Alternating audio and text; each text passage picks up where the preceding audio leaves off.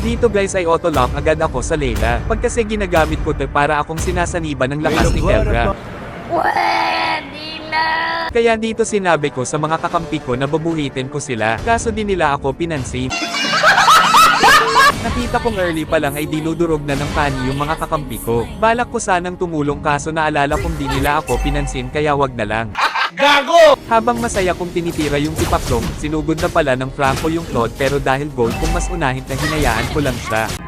Hinilapit niya si Claude kaya napilitan na akong tulungan siya.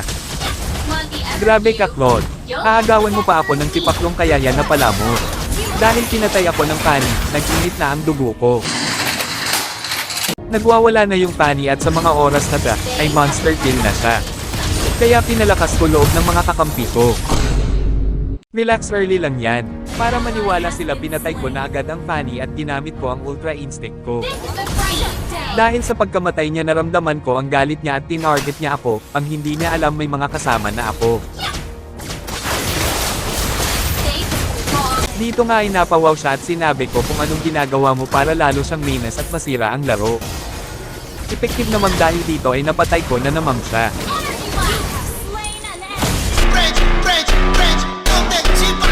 Pinaalala ko ulit sa mga kakampi ko na early lang yung pani para di talaga sila mawalan ng pag-asa kahit Luigi Kane. Nag-reply siya at hindi naman daw kaya magtago na ako. Sa mga oras na siguradong babawi na ta at patutunayan na niya sarili niya. Dito ay nilampasan niya ang nana kaya ramdam kong ako ang punteriya niya. Sa kakakape ko kaya ang bilis kong nakapag-flicker papasok ng base ko. Tinuwanan niya tuloy ako at sinabi ang kabado. Dito ay pagod na ang Layla ko sa kakadep pero hindi pa din ako nawawalan ng pag-asa kasi ako ang malakas dito at ipapanalo ko tong laban na ta.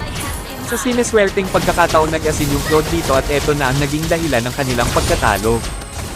Kinamusta ko si Boy early na pani pero wala na. Nawalan na siya ng pag-asa. Panalo na kasi sila natalo pa. Sinubukan pa nilang mag-def pero talagang di na nila ako kaya.